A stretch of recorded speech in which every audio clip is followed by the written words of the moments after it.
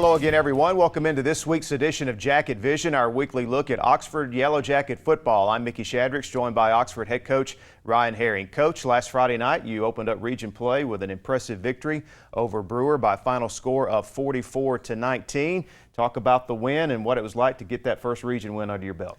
Well, you know, we had rain that got there right before the game started, and it rained about the whole first half pretty good. So, you know, we're a little worried about ball control and ball security, but everything worked out great. I think they had a problem getting some snaps and stuff, and that hurt them. But, you know, we jumped on them quick, got out 44-0 at halftime, so it was a great night. And, you know, we talked about last week the big thing, making sure there was no emotional letdown after the big win over your rival Gadsden City. Were you pleased with how your team came out of the gate in this one? Yeah, you know, the kids didn't know anything about Brewer. We didn't know much about them.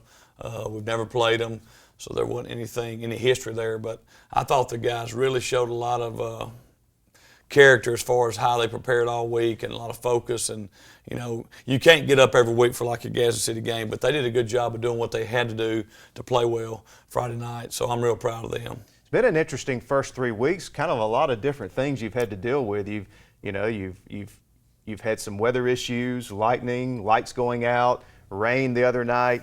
Talk about how your young team has handled all these different things so far. Well, it's funny, the last 3 Thursdays in a row, we've had hard rain at practice. And we just stayed out there and just said, hey, we got to play in it. We might as well practice in it. So we actually got, we got prepared on Thursdays for the Friday rain. So, you got to know how to catch a football that's wet, take a snap on one that's wet. So it was good practice for us, but it's been kind of weird, seeing all this rain in August and 1st of September. You know, the score of this game would seem to indicate that your team has improved each week, especially from week 2 to 3. After breaking down the film, what do you make of how your team has progressed through the first 3 games with 3 really different type opponents? Well, I'm proud of the offense as far as, we've got a brand new offense. We've got a lot of new terminology, a lot of new stuff. And I think, they're doing a great job of learning it. And each week maybe we can add a little more. Defensively, we're just playing hard, playing with great effort. And, if you don't have that, you don't have anything. So if we can keep that up and every week get a little better, a little smarter, add something here and there, I think, I just feel like it'll be a good year. Defensively, you look at these first 3 games, it's been pretty impressive performances because the way you played against Talladega the first game, Gadsden City scored so few points in that game, and then basically your first team defense held Brewer to no points. So that seems to be a consistent effort you're seeing on that side of the ball. Well, we've got probably the best athletes on the perimeter we've had since I've been here. We've got some guys that can run a little bit. We've got some guys that'll hit you. We're rotating a lot of guys in on the D-line, keeping them fresh. So, we've got a lot of positives going for us this year that we hadn't had a lot of in the last 3 years. So, everything's going smooth. But, it's the same for us as it is anybody else. Every week you got to work, you got to prepare, and you got to have focus, and you got to go out there and play on Friday night. All right, we'll take a break, come back with highlights of the first half of Oxford and Brewer. We'll be back with Jacket Vision in just a moment.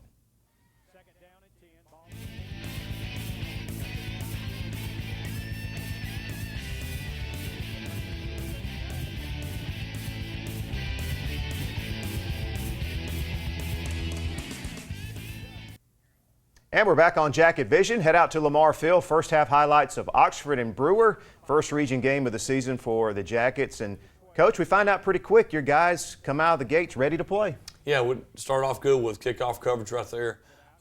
They throw a little quick screen right here, and we rally to the ball real well.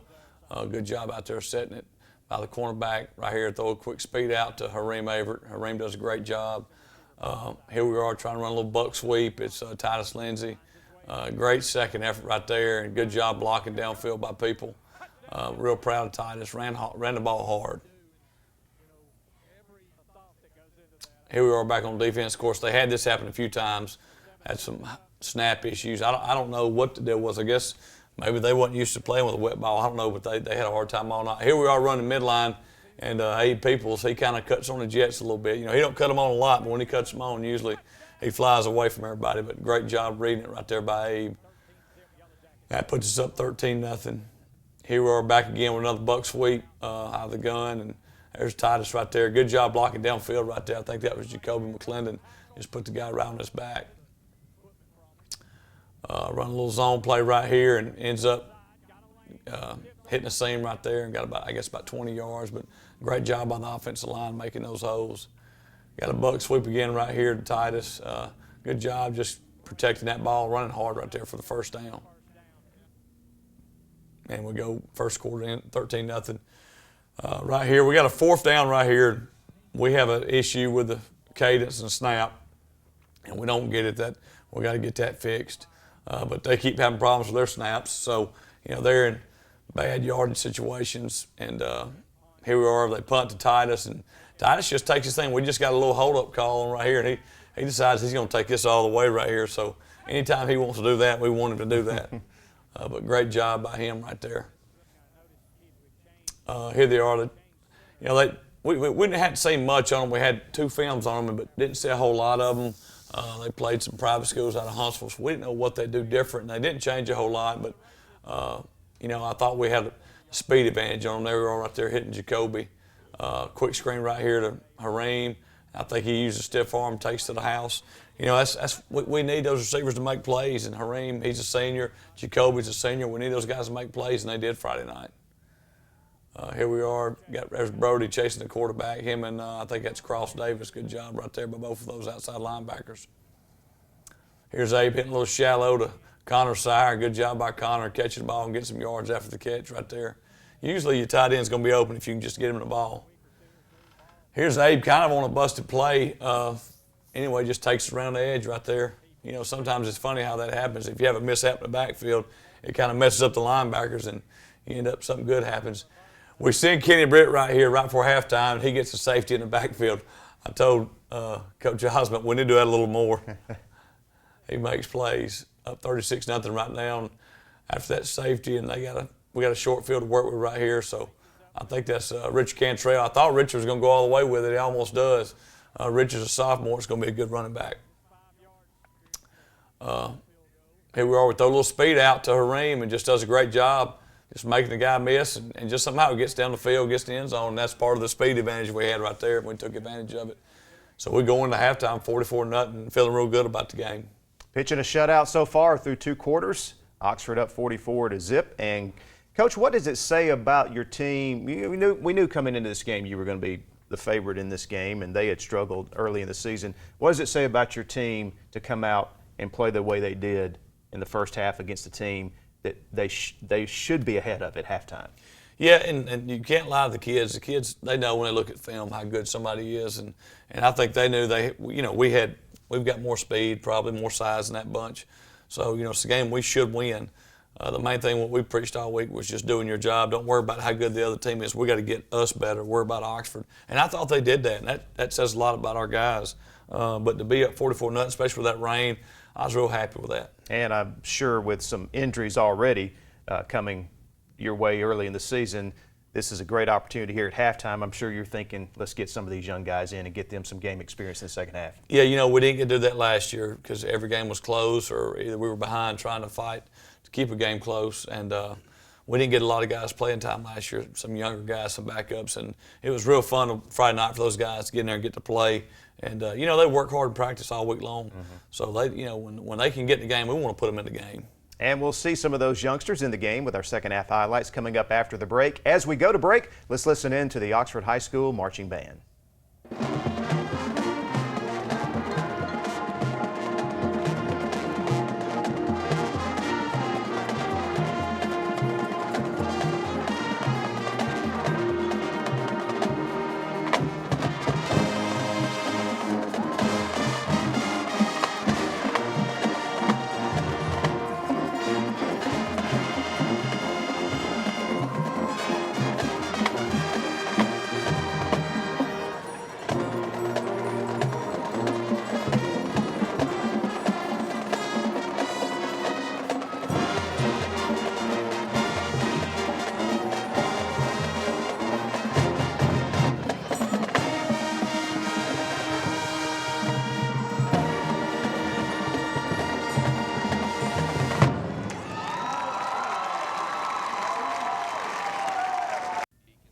And welcome back to Jacket Vision. We head into the second half now, and Coach, a great spot for you to be in, up 44-0, in control of the game, and the chance to get some young guys. It's a good feeling, let me tell you that. It's a good feeling at halftime to be up 44-0.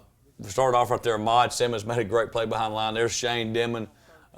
Both guys first year playing, both guys that are going to get better each and every week. Here we are, Jalen Wheels. Man, I'm so happy for him. He's a hard worker at practice. And luckily right there, he doesn't go all the way because we tackle him ourselves. We've had a lot of fun at the field house about that deal.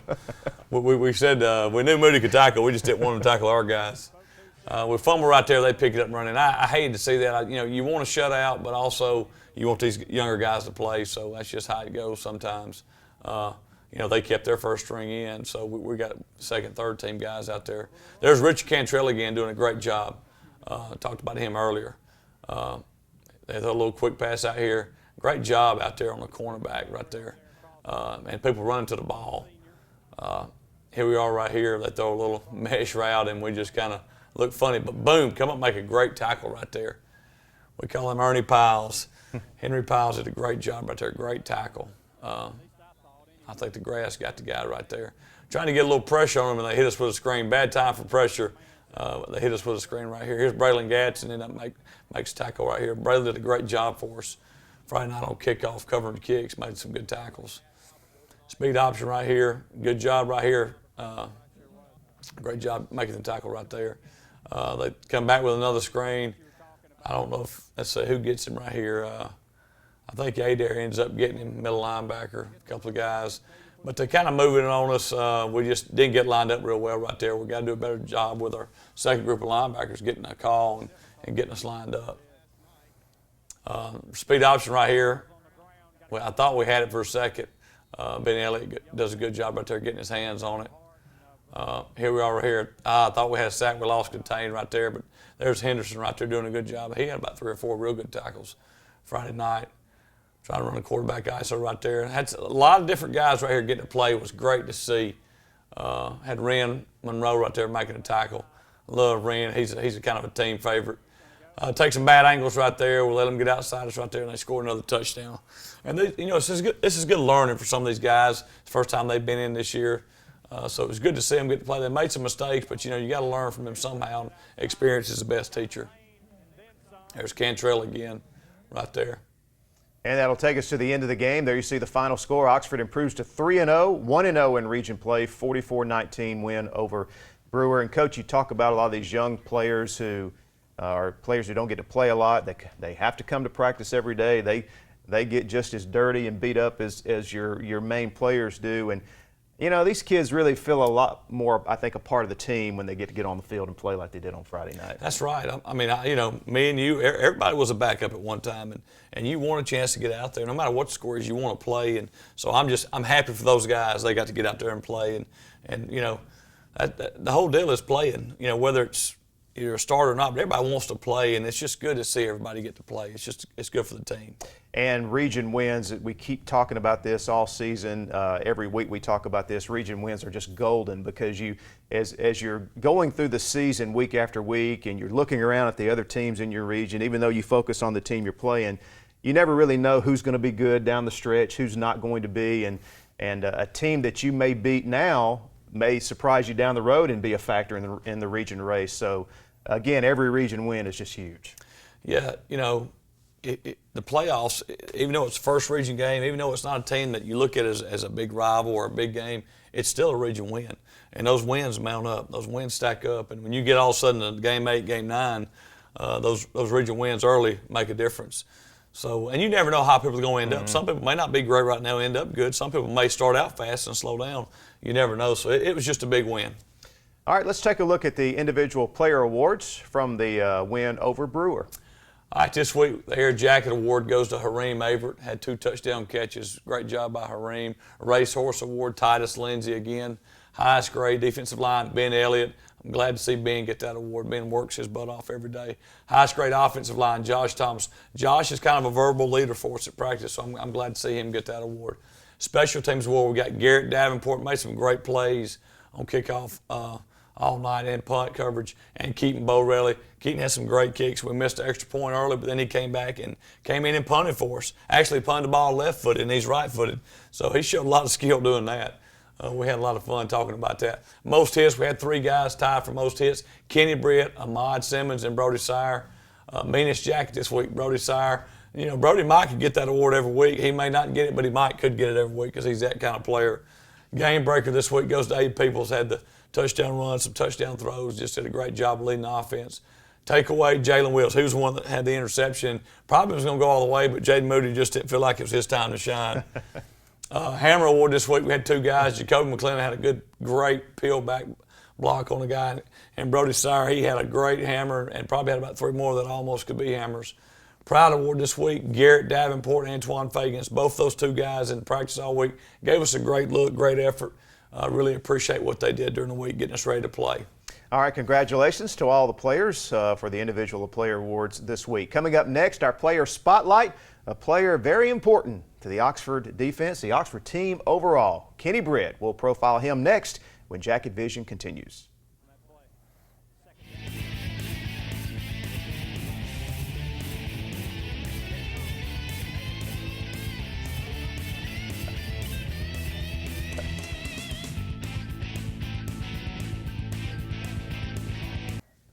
And we're back on Jacket Vision. Time now for our weekly player spotlight. And this week, Chase Robinson profiles the undisputed leader of the Oxford football team this season.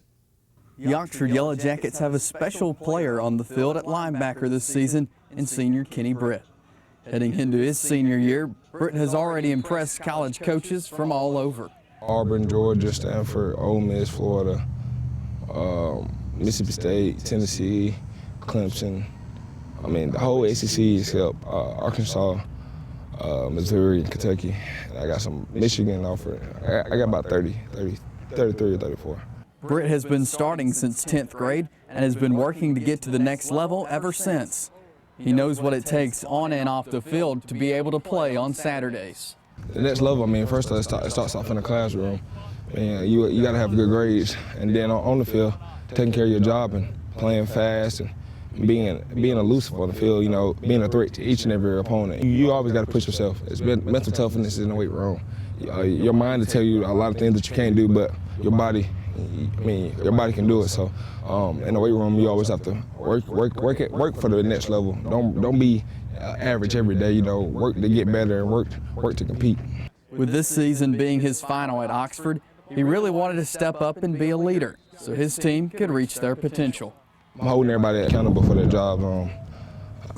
Playing a senior, I mean, I only got so many games left, so and I realize that. So every game I'm giving my all. Every practice I'm trying to make everybody better. I'm not taking nothing less from what they can give. For Jacket Vision, I'm Chase Robinson. All right, thanks, Chase. And Coach, let's talk about Kenny here. I'm sure you'd like to bottle him up and keep him around every year. A player like that is priceless. You know, in that interview, he's talking about the classroom before he even gets to the weight room. I mean, that kind of tells you a little bit about the maturity you got with Kenny Britt, doesn't it? Yeah, it doesn't matter if it's the classroom, the weight room, on the field, off the field. He's top notch. He's probably the highest character kid I've ever been around in 18 years. I've never been around one like him. And I'm just extremely blessed to be able to say that I'm his coach. You know, he's special. He's special in every way. He mentioned in the interview he has 33, 34 offers right now, just about every team in the SEC he could go play for. It appears as though he really likes, from all the reports and all the interviews he does, it seems as though he really likes Auburn and Georgia. Whoever gets him, they're going to get a SEC level type player, aren't they? Yeah, you know, he's a 4 or 5 star athlete, you know, but he's a 5-star person. You know, that's what I've told some coaches. Some of them have him as a 4-star, 5-star, or whatever. I know this, he's a 5-star person, and that's what I'm most proud of. And I know his parents are most proud of. He's a 5-star person, but he's a great leader. He's a great leader. He's helped me to be a better coach. He's helped me to be a better person. So we give God all the glory for everything we have, and he's the main one that helps. We've got a motto, G3, that we use, and he's kind of helped come up with it, and so it's just a blessing. All right, congratulations to Kenny Britt on a great career, and look forward to watching him throughout the rest of his senior season, see how far he can take the Yellow Jackets this year? Well, we're into region play, obviously, with this being the first region game of the year this past Friday night, the win over Brewer. So let's check out the 6A Region 7 standings. And, Coach, it is a very young season still, but here's what we have so far. You basically have Albertville, Oxford, and Southside still undefeated in region play, all three teams off to 3-0 starts. Then this is a new region, so a lot of Oxford fans may not be that familiar with who is in the region, but also Pell City, Brewer, Coleman, and Fort Payne. This week's matchup, we continue with region play. Oxford will travel to take on Coleman.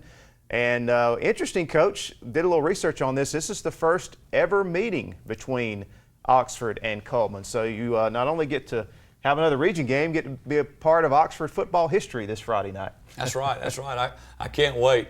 You know, last week Brewer was the first time. Coleman's the first time. We got our work cut out for us this week. They're coming off a loss to Albertville, and you know, so I know they're going to be scratching and clawing, and their reputation precedes them at home. They've got great officials up there, and they play a little bit shady. So we've got to do a good job of being disciplined, being focused, and not worrying about them and trash talk and all that extracurricular stuff. We got to take care of business, and if we do that, everything will be okay. You mentioned the loss to Hartselle. They also lost to Albertville, but they put 45 points up against North Jackson. So they've shown some capability to put points on the board. Yeah, you know, they're just real scrappy. They do a lot of different stuff on offense. You might see them in some heavy formations. They might be 4 and 5 wide. They've got a quarterback who's a good athlete. He makes them go, and if he's on, they're on. If he's off, they're off. Defensively, they just, you know, they got a big free safety. I think he's one of the top baseball players in the country. He's about 6'4", 215. So, you know, they've got some good players here and there, but, you know, we just got to take care of business, focus on Oxford, and if we do that, I think we'll be okay. All right, a long road trip ahead for Jacket fans. Please travel safely and join us again next week right here on Jacket Vision.